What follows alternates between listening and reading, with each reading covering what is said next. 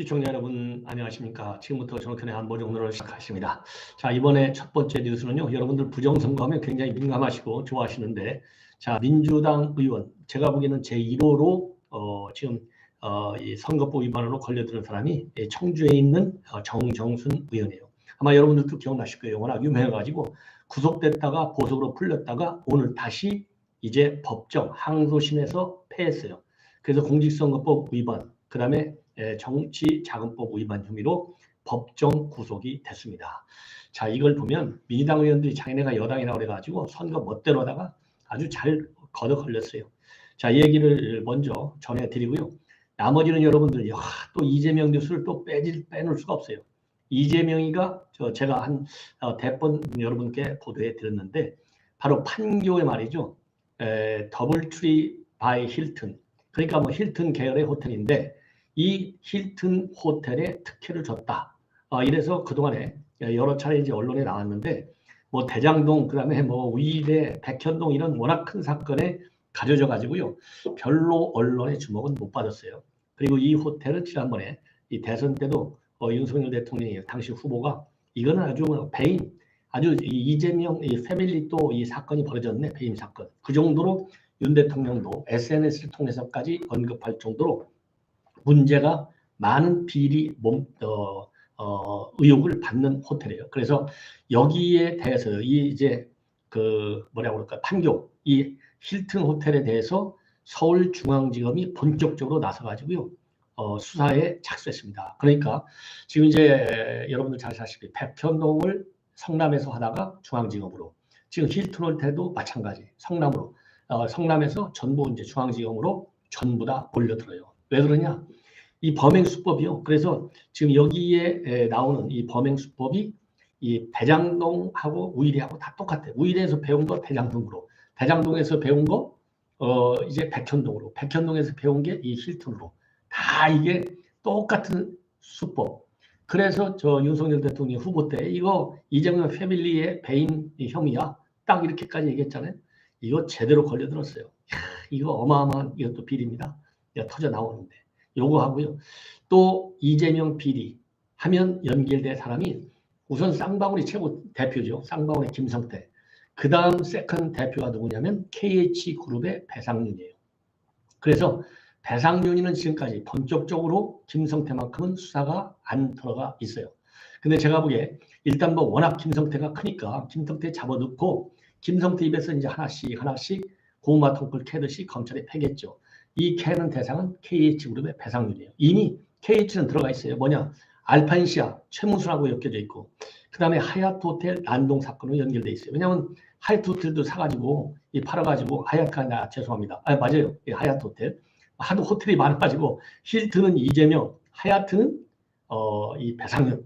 하얏트 팔아가지고 한 2천억도 성공하고요. 알펜시아 또 싸게 사가지고 또 한 2, 3천억 도 돈 벌어들이고, 이 조폭들이 말이죠. 이게 우리 같은 사람이 억자 입에 대기나 하겠어요? 이거 어마어마한 비리 의혹이요. 그래서 이 하얏트 호텔을 인수할 때 KH그룹의 배상윤이가 돈 60억을 떼어먹었다. 그래서 동원된 조폭이 이 전라남도 이 지역의 순화파 전국 10대 조폭 동원됐어요. 근데 이걸 경찰에서 불구속한 거예요. 불구속 송치. 근데 검찰이 볼 때 수상해.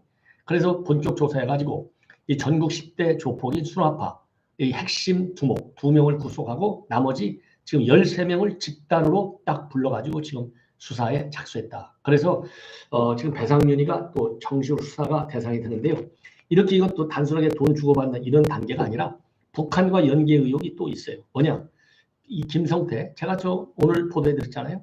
김성태가 그냥 뽀뽀하고 난리를 쳤잖아요. 이종혁하고 서로가 뽀뽀하고 술 한잔 먹고, 이 충성맹세 이랬는데 그 자리에 저도 얼굴 모르는 저 사람 누군가 궁금했어요. 그래서 저도 보도 못 해드렸는데 지금 뉴델리에서 단독으로 지금 막 보도를 했어요. 그게 배상윤이라는 겁니다. 배상윤이.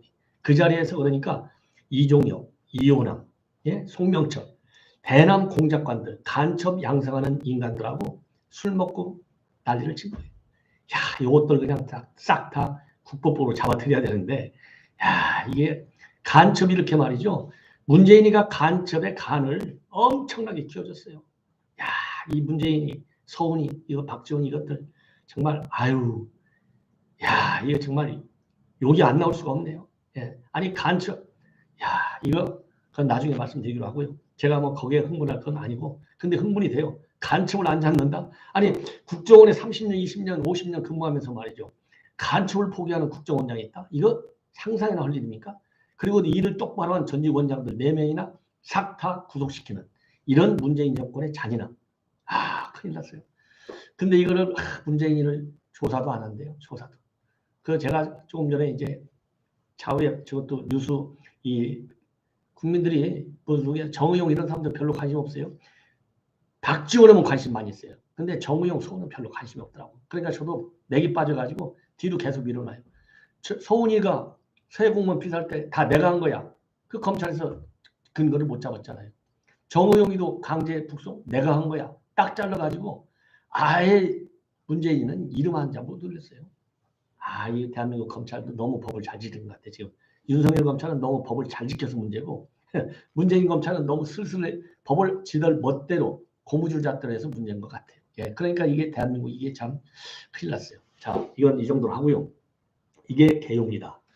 개요가 좀 길면 앞으로 좀 짧게 말씀드릴게요. 자, 이제부터는 정정순이라고 하는 이 민주당 국회의원 65세 항소심 실형 법정 구속 정치자금법 위반하고 그다음에 이 선거법 위반 1년 개인정보법 위반 1년인데요. 주 법은 공직선거법하고 정치자금법 위반 혐의예요. 그 1심하고 똑같이 징역 2년에 추징금 3,030만 원. 뭐냐? 이 위반된 것은요. 2020년도 지난번 21대 선거 때 회계차임자로부터 정치자금 2천만 원을 받아먹었어요. 그중에 1,000만 원은 선거운동 자금으로 쓰도록 지시를 했고 1,627만 원은 이 보고를 누락한 혐의로 재판을 받아왔습니다.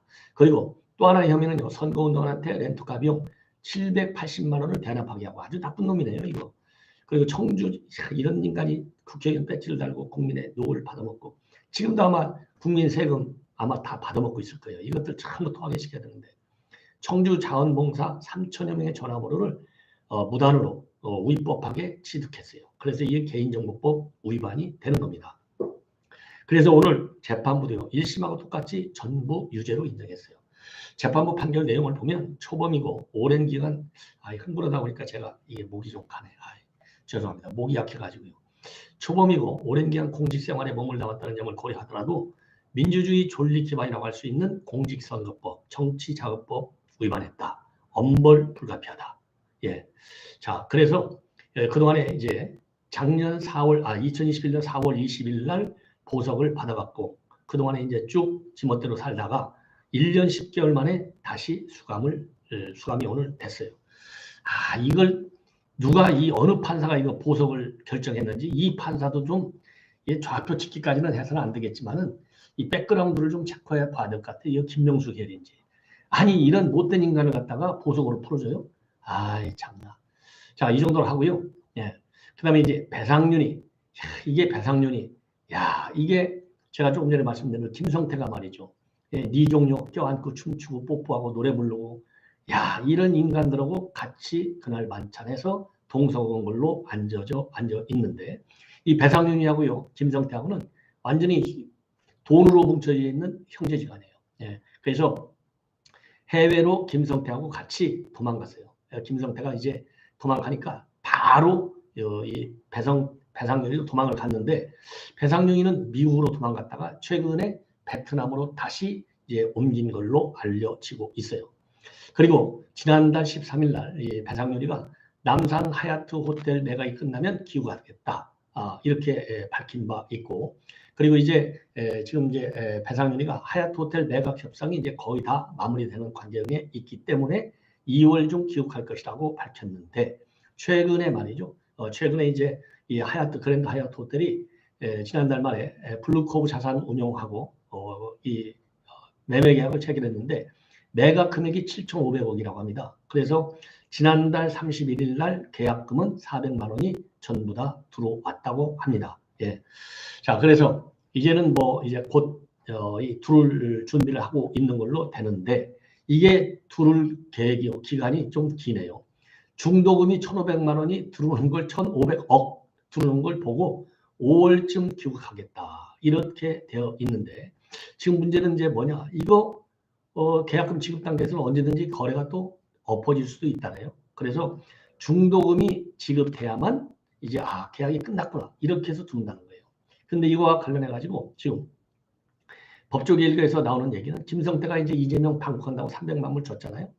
자, 그런 것처럼 이제 협조적인 태도로 바꿨기 때문에 이 배상윤희도 이 김성태 수사 상황을 보면서 시기를 좀 조정하려고 하는. 왜냐하면 지금 이 하얏트 호텔 관련해서 이 매각, 요기 관련 또 이 순화파 조폭과 관련된 이 수사가 같이 들어가 있고, 그 다음에 그러니까 이제 알펜시아가 제일 큰 그 적이고요.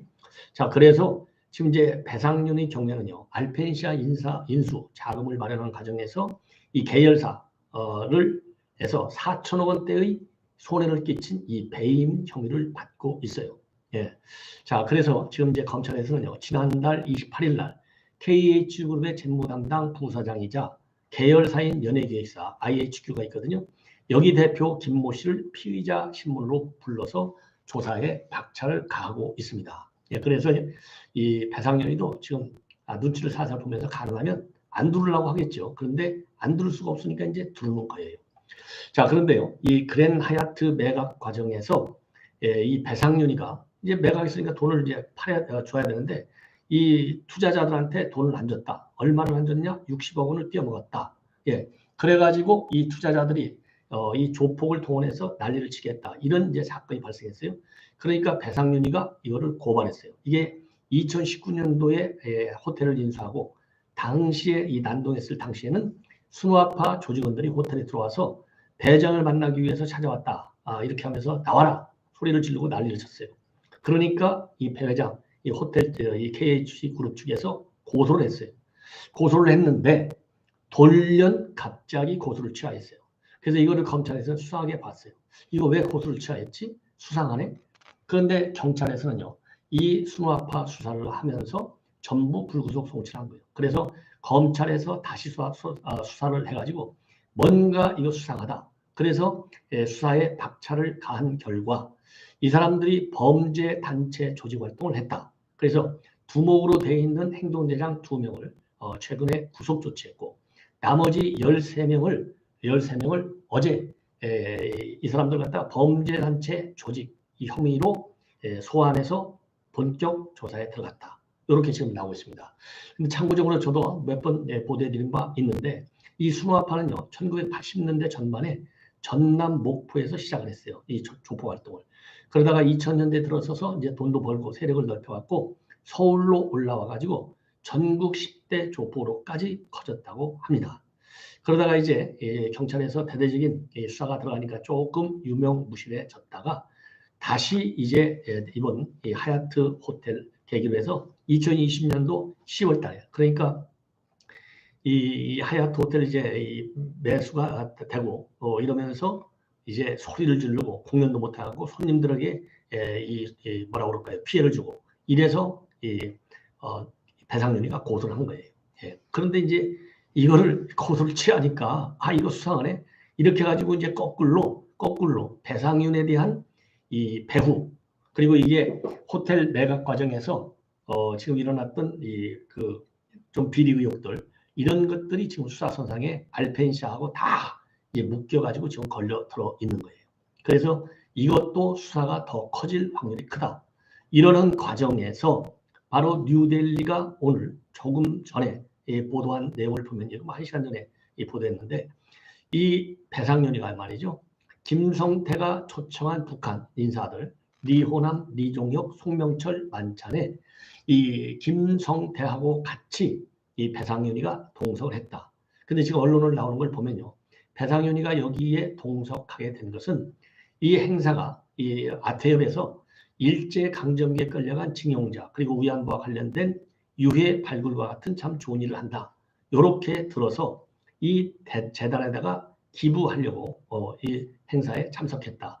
이렇게 해명을 하고 있다고 합니다. 그리고요. 그동안에 그러면 이제 쌍방울하고 같이 대북 사업을 하려고 여기에 끼어드는 것 아니냐. 이러한 이제 의혹이 제기되고 있는데요.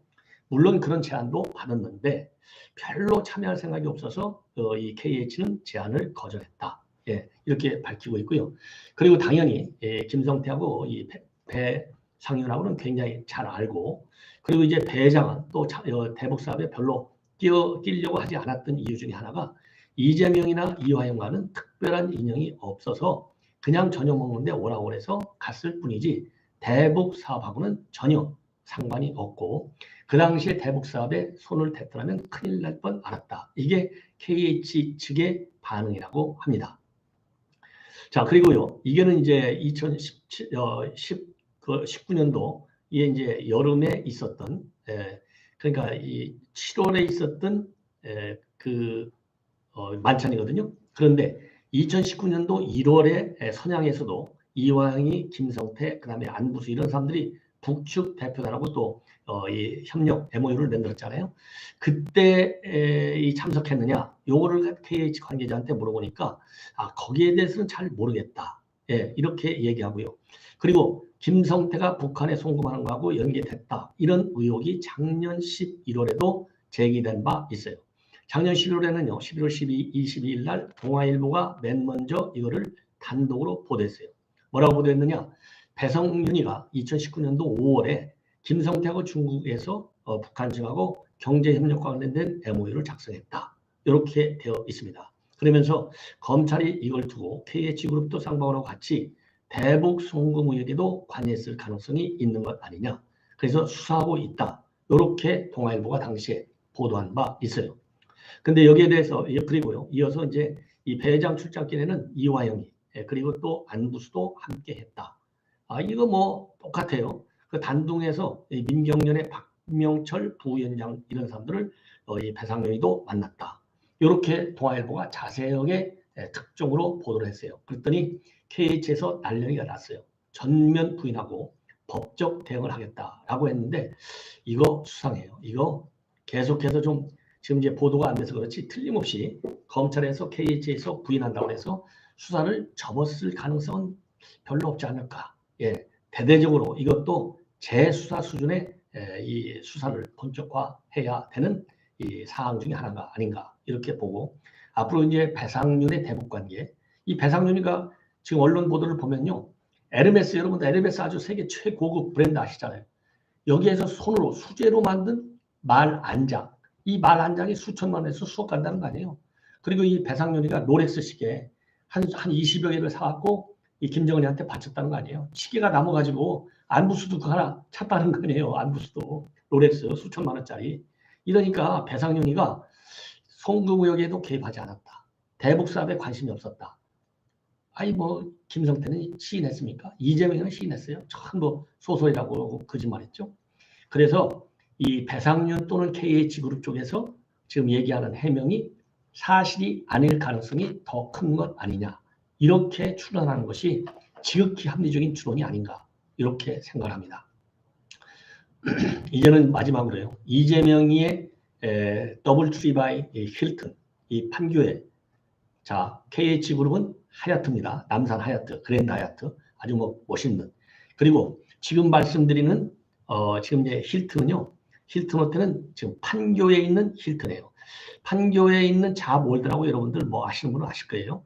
그 정자동에 있는 건데 거기 요지에다가 그게 이제 판교 성남시 소유 땅인데 거기다가 이제 호텔을 짓게 허용을 해줬는데 이게 대장동하고 똑같이 특혜 의혹이 있다는 겁니다. 그래서 여기에 이제 대충 이거 뭐 복잡한데요. 이것도 제가 이렇게 쭉 가면서 정리를 해봤더니 우선 쉽게 이 대장동이 이런 게 다 뭡니까? 대장동, 그 다음에 뭐죠? 그 성남 FC 사건과 관련해서 두산, 그렇죠? 그 다음에 네이버, 그 다음에 백현동의 아파트, 요거하고 똑같아요. 용도 변경, 야 기본이야. 우선 사람이 기본이야. 딱 연결고리가 하나 있어요. 대장동의 연결고리가 누구예요? 유동규가 있잖아요. 유동규가 김만배하고 정진상이를 연계해가지고 쫙 대장동 사업을 끌고 가고 정진상이는 딱 앉아서 이재명한테 보고하는. 그 유동규가 고리인데 이번 이 힐튼 호텔의 고리는 누구냐? 여러분들 뭐 저도 몇 번 말씀드렸는데 이 거기에 이제 끼어드는 사람은 누구냐면요. 안태준이에요. 안태준.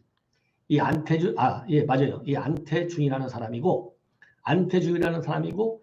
이 백현동 사건에 있어서 그 뭡니까 아시아 디벨로퍼의 정모 회장, 그리고 그다음에 대장동 사건에서의 김만배 같은 역할을 한 사람은 누구냐? 여기는 베지츠 종합건설이라고 있는데 이 베지츠의 김현철이라는 사람이에요. 이 사람이 이제 이 대표로 되어 있어요. 이 사람이 되어 있고 그다음에 여기도 영락없이 용지 변경이 일어나요. 파격적인. 죄송합니다. 그래서 자연 녹지 지역을 갖다가 일반 상업 지역으로 바꿔주는 겁니다. 예, 이게 부산건설은 병원 용지를 갖다가 상업적으로 바꿔줘 갖고 6, 7천억 원의 투자 이익이 나오고 했잖아요. 이런 것처럼 이 호텔을 용도 변경을 기가 막히게 해줘요.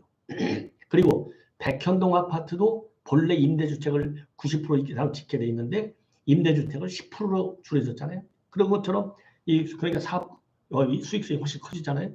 여기 호텔도 마찬가지예요. 본래 가족 호텔, 레지던스 호텔 1개통이었는데 예, 처음에는 이게 나중에는 가족 호텔 플러스 관광 호텔 1개동이 아니고 3개동 이렇게 늘어나요. 그리고 또 이제 김현철이라는 이 회사의 대표인데 연결고리는 누가 하느냐? 아까 말씀드린 대로 연결고리는 민주당 보좌관 출신의 안태준. 근데 이 안태준이 누구냐? 정동영 보좌관 했다는 거예요. 그럼 안태준이는 이재명하고 어떻게 고리가 되냐? 정동영이가 안태준이를 이재명이를 정계 입문시켰잖아요. 그리고 그러다 보니까 안태준이한테 이재명이는 무슨 자리를 주느냐? 경기주택공사 부사장 자리. 당시에는 이게 성남산업진흥원이라고 그래요. 성남산업진흥원의 이사로 되어 있었다는 거예요. 사회이사. 그러다가 호텔이 본격화하니까 2015년도 3월부터 이 베지트 이 계약 맺은 이 베지트 이 계약을 또 수의 계약을 주는 거예요. 그러니까 성남을뜰이 이 김만배 이런 사람들한테 수의 계약하는 거나 다 똑같아요. 예, 사실상에. 그래서 베지트의 사내 이 협력 사내가 아니라 이 협력사 중에 하나가 뭐가 있냐면 좀 복잡한데 UMP가 협력사로 되어 있는데 UMP에다가 연구 용역을 베지트가 주는 거예요. 그러면서 이 안태준이가 UMP의 사내이사를 하는 거예요. 그리고 성남시 산업진흥원의 사외이사하고 UMP하고 사내이사 하는 기간이 같아. 그러니까 뭐 이게 누이 좋고 매모 좋게 안태준이가 그러니까 이재명의 최고 실세로 중간에 역할을 하는 거예요. 그래갖고 여기에서 용역을 줘가지고 결국은 이제 뭡니까 이 자연 녹지 지역도 그 상업적으로 다 바뀌고 이렇게 되고 이거를 갖다가 또 이 사업도 확장되고요. 호텔 1개동에서 3개동으로. 그리고 30년 거치 여기서 다시 이거를 인수할 수 있도록 돼 있어요. 이게 어마어마한 이익이라는 거예요. 30년. 예. 30년 쓰다가 임대 수익이 이제 임대 계약이 끝나면 이 베지츠 여기에서 이 호텔을 이 성남 호텔에서 이걸 다 살 수 있는 거예요. 이 요지가 정자동 3-2 일대인데 판교 신도시하고 경부고속도로 거의 바로 붙어 있어요. 강남에서도 거의 한 30분밖에 안 걸려요. 예. 굉장히 좋은 거예요. 예.